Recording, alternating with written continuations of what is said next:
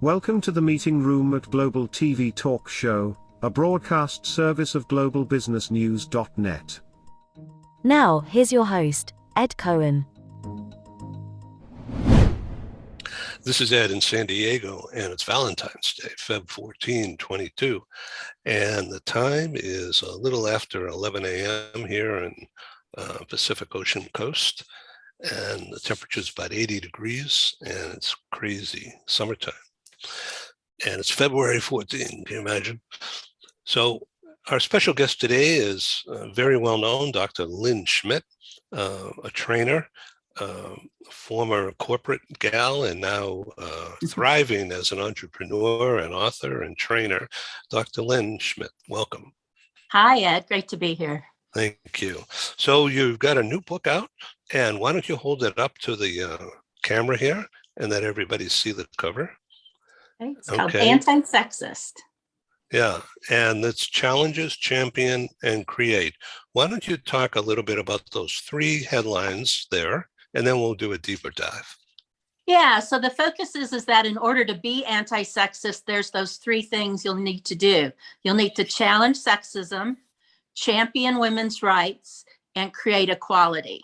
And so it really, those three tie to the title, and that's what you do to be anti-sexist. And so the book goes into those three in detail on then how to do those things. So what's the biggest number one challenge to the challenge?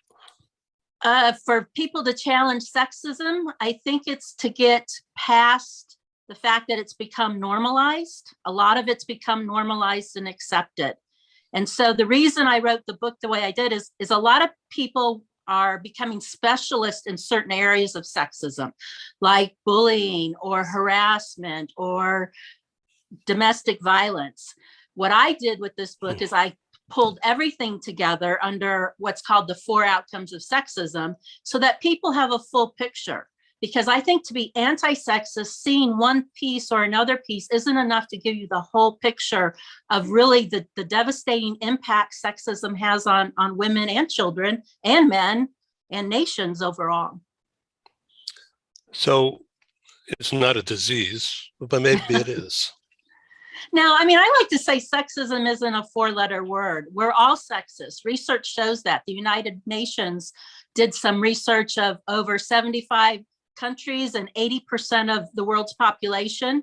And their research showed that 9 out of 10 people are sexist, men and women, and have a deeply ingrained bias towards women. And even if you don't have a deeply ingrained bias, you probably have a stereotypical bias about women. So everybody is sexist. And the only way we're going to be able to do away with it is to not treat it as a 4-letter word, not be afraid of it, to own it, and then work on it. So what about this phrase called microaggression? Does that mean it's small? Well, not really. They call it microaggression. The definition really is those things that happen on a daily basis that often maybe happen unconsciously, like things you say, like she's having a blonde moment, or she's ditzy, or she runs like a girl. You know, those types of statements that have become normalized and accepted almost, and you don't even realize often you're saying them, and the fact that it is a form of abuse. But because we feel they're small, that's why they termed it microaggression. But really, it's like a paper cut. You get one paper cut, it hurts. You get multiple paper cuts, and it scars you. And so as these microaggressions build up and women and girls hear them daily and day after day after day, they are demeaning, and it builds up and it can impact people's health, well-being. So if some guys, for instance, some guy says, ditzy, what kind of a response was that? You know, but it's not really aggression, it's just making fun, but you think it's aggression. And once again, it's how you look at aggression. The person could be very much unconscious of the fact that ditzy is a demeaning word about women. And so you might just say something like, tell me more what you mean about that, ditzy. You wouldn't come at the person with, angry, but just like, first tell me more what you mean about that. And they'd explain, and you might just say something then like, let me tell you how that impacted me, and how that word is often interpreted. And so it's not to get into a battle or a fight about it. It's just to open and create more awareness about microaggressions, because microaggression is where it all starts. When microaggression is also the locker room talk, which gets a little bit more colorful than ditzy. So microaggression is also the locker room talk. When that's accepted by others and nobody calls a man, typically a man, but women also do microaggressions. Nobody calls that person on the microaggression.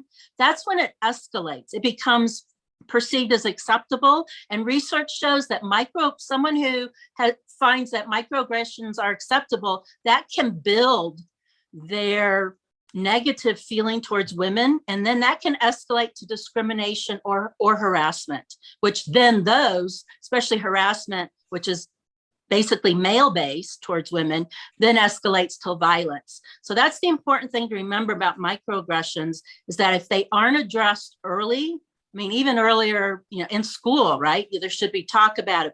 Boys and girls should be called on it. Those are the things that grow and escalate when it's felt like, oh, I can talk this way about a woman and people think it's fine. That's when, for some people, it escalates to discrimination or harassment. Yeah, and so that's is that a bigger deal going up the ladder? Yeah, it's more threatening. Yeah, so discrimination is obviously the things that get in a way of a woman being able to live, a woman or girl to live or do their life as they should be. So, a girl might be discriminated against, told not to attend a science class. A woman might be discriminated against about getting into leadership because it's not felt like women are good leaders. On the harassment, and once again, that can be both men and women who participate in discrimination, because women can support the patriarchy, just like men can be feminists. So what about like in a I don't mean to jump in here and stop you, but I just want to enlarge on something you just said before I forget. So the occupation of engineering, very math oriented, very detail, not anymore like slide rule and a compass, but close to it. And there's not a lot of women involved in that. Yeah, research shows that starting in school, grade school, high school, whether it's an intentional or unintentional, teachers come to school with their microaggressions, and parents. And so what happens is girls are discouraged from participating in STEM, science, technology, engineering, and math types of professions or learning. They're not perceived as being as good as in math, where there's no research that shows that's true, but they get discouraged.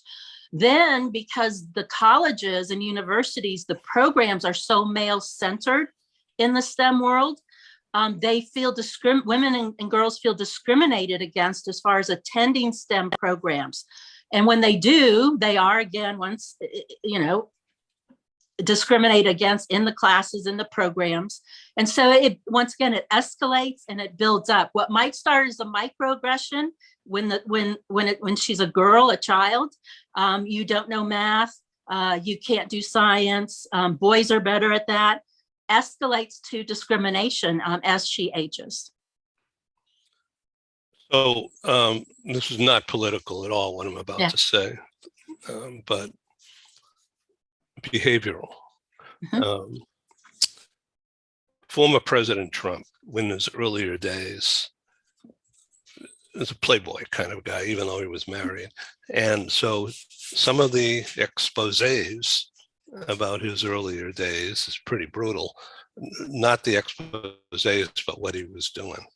And it's cultural or what? That they thought he'd get away with it because who he was? I mean, it's all about power and control in the first place. So even when you move into harassment, street harassment, any of those types of things, catcalling, when you move into violence, those aren't really truly, like rape isn't about having sex. Rape is about power and control over women. Trump's tendencies to be a harasser and allegedly move into the violence area as well is all about power and control.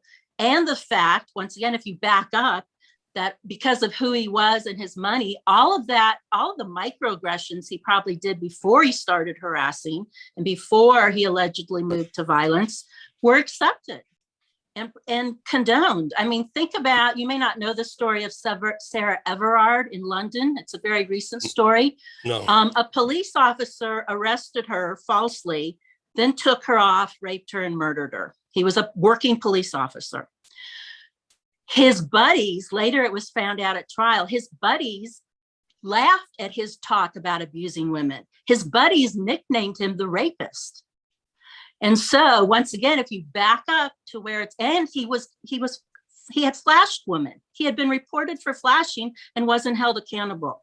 So if you back things up once again to microaggression, and buddies laugh at it and they support it and they allow it, whether they do it themselves or not, there are certain people who they're going to escalate from microaggression to harassment to violence. So some cultures, not to name names, but for instance, on our broadcast coming up, celebrating and supporting IWD, Break the Bias, International Women's Day, we have one program that has more than 20 leaders, not all, but most of them are women. And they're from India, Sri Lanka, Dubai, Saudi Arabia, Brazil, Mexico, Canada, US, so, and more. Each of those countries that I've mentioned, those geographic areas, have subcultures and their own mores. I mean, so, and there's people of color and, you know, people who look like you and people who look like me, but it's, how do you account for that differential? That's what you get into with your word of intersectional, right?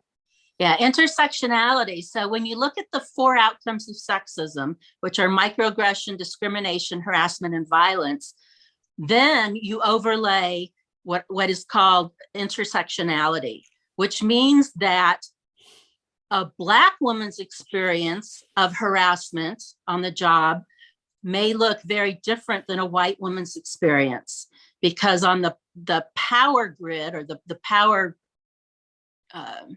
pyramid, it's white men, it's men of color, it's white women, and it's women of color. And so a Black woman's experience will more than likely be very different. And what all the research shows is Black women experience more harassment. Black women experience more violence in the home, or women of color. And so intersectionality, you look at the 4 outcomes of sexism and then overlay intersectionality and say, what other biases are there? There could be racism. There could be ableism. Women that are disabled face incredible biases, sexism and ableism together. It could be ageism. It could be someone's sexual preference. So when you add those up, it's what I call the woman then has double jeopardy, sometimes triple jeopardy, and it just increases the impact when those biases are put together. And when you look at different countries, I mean, my book is global, so I have stories and research. I used a lot of the United Nations research. I looked at specific countries, but often there are countries, definitely, I mean, Japan is one of them, where the sexism is far greater than, say, in the Western world, in the United States. So, and that comes from just a lot of things. When I was reading about Japan, what happened is World War II, women were starting. They were starting to become more involved in the workforce, and then World War II happened, and they then went back more to the home, and the focus was on women having children. And so you've got all sorts of dynamics, societal dynamics going on in all these different countries. India, you still see honor killings of women in India by their father, by their brother, when it's felt like they didn't marry the right man or they want a divorce. It can happen where they simply cut her head off. So Iran, that just happened recently, it was in the news. So, a lot of how that society operates comes into play with the type of sexism that they have going on. So when you think of it, there's so much of that. And so to react against that and to try to defend yourself, do you give and do you offer mental health training so that anger management or how to redirect without shrieking?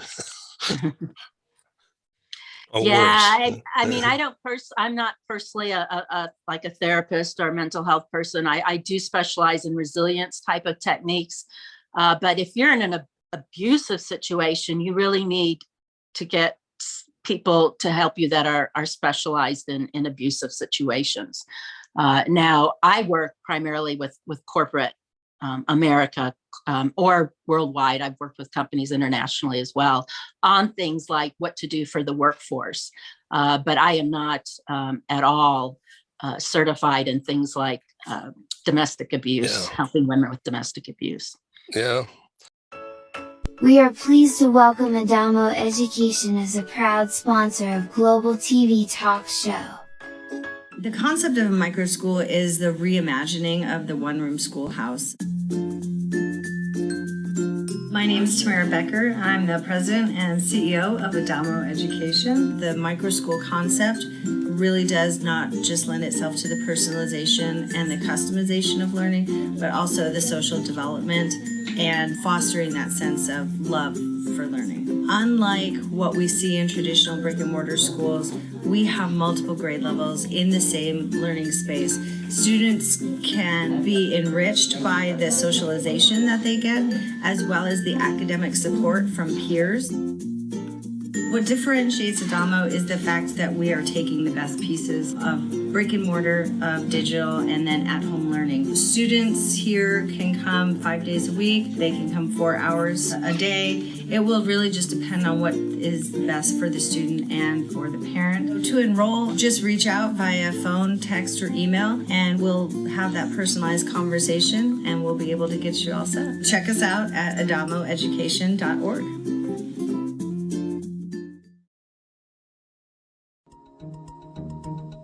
Hi, this is Ed, and I thank you for tuning in to Global TV Talk Show, a unit on globalbusinessnews.net. We broadcast to the world, as you know by now.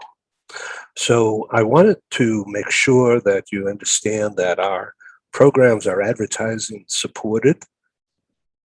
We're grateful for co-sponsors, advertisers. They have a marketing budget coupled with a strong desire to be associated with our top quality program. And of course, I'm grateful. Thank you. So for the next few minutes, you're going to see some commercials. It's mostly very low key, and our prices are very, very reasonable. Our exposure for the advertisers go 12 months and beyond. Some of our advertisers have been with us since March, April of 2020. And Google Analytics has tracked over 125,000 what they call audience page views, which means you looking at this page, that's a page view. Now, if you happen to go to one of our other shows or to our radio broadcasts or to our newspaper or magazine, those become additional page views as measured by Google Analytics. And so when they say 125,000 since spring of 2020 up through Labor Day, a month ago, That's pretty good numbers. And the past 30 days, Google Analytics has measured just under 6,000 audience page views. And that, according to them, is a 42% increase in audience participation over the month of August. So thank you very much. Well, here's our advertisers, and we'll be back in just a couple of minutes or so, and we'll proceed with this interesting conversation. Thank you. This episode from the meeting room of Global TV Talk Show is brought to you by The Bridge School, the accredited international online private school of choice, at bridgek12.org. Porch Light Rental and Destination Services. Reduce your renter lump sum or managed relocation costs. Visit them at porchlightrental.com. And by airs.com. With our full range of services, we can help design and manage your international relocation. Find us at airs.com. Primestone Partners, featuring corporate, government, and developer housing solutions, as well as senior-level advisory services. Find them at primestonepartners.com. And by International Auto Source. We are the vehicle experts for expats, featuring all major brands of automobiles with flexible solutions and financing. On the web at intlauto.com. Become a global player in your field. Cross Culture to Go provides virtual support for your global business and career success. We can help you thrive in 140 plus countries and markets. On the web at crossculturetogo.com.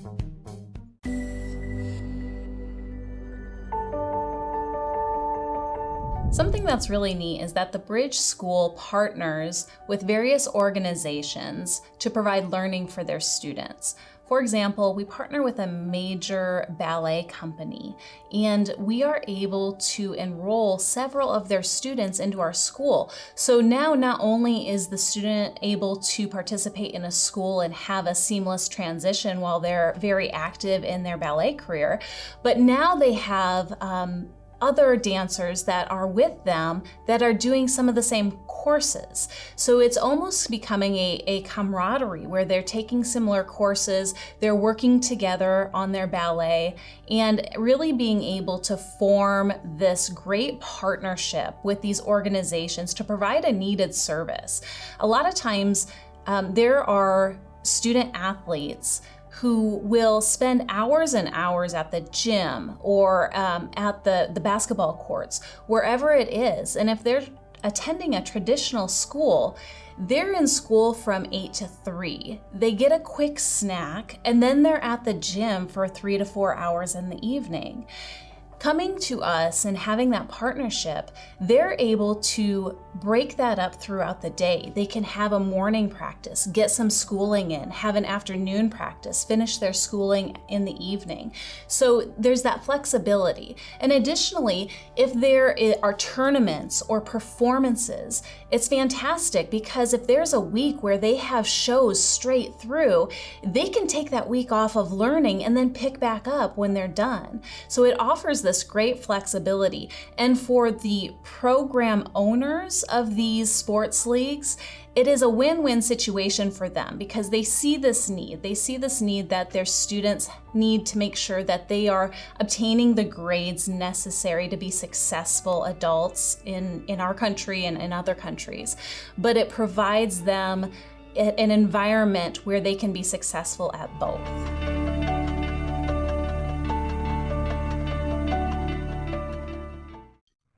Hi, I'm Sergey Gorbatov. I'm Angela Lane. Together we are researchers, writers and practitioners in the field of human resources. And we've also been multi-country, multi-assignment career expats. We owe our professional development and growth to a very large extent to the international assignment opportunities that we have had. But in a world where distributed work may become the norm, we also want to understand what happened to the nature, duration, and purpose of international assignments. Together with our colleague, Julian Dalzell from the University of South Carolina, we're undertaking a study on the future of expatriation. and we'd value your contribution.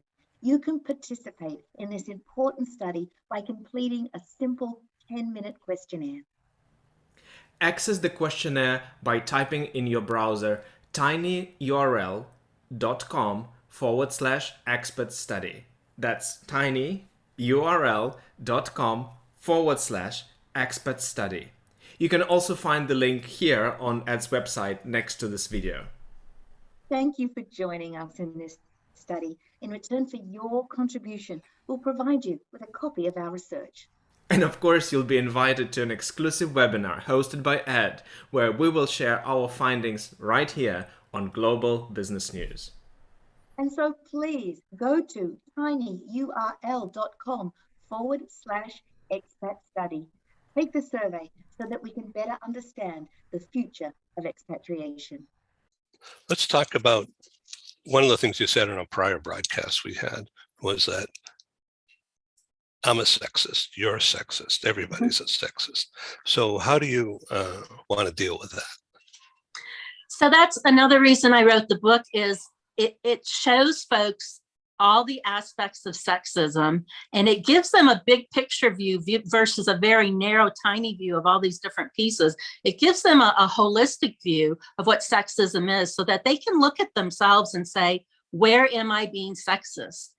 And the book has questions and reflection questions and activities for folks to work through.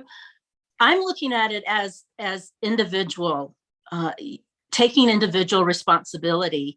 And oftentimes it's your individual responsibility and acknowledgement of what's happening as a collective. So men will often say, well, it's not all men. Well, sure, as a man, you may very well be working on managing your biases, but if you're not holding other men accountable, then you're neglecting your collective responsibility.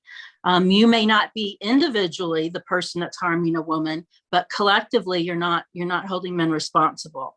And so the book is really about that. It's giving individuals ways to do that and to be anti-sexist so that we can start hopefully addressing and because numbers are growing. The numbers of harassment cases in the workplace are growing. The numbers of violence against women are growing. I mean, it's all growing. It's not, the numbers aren't getting smaller, they're getting larger.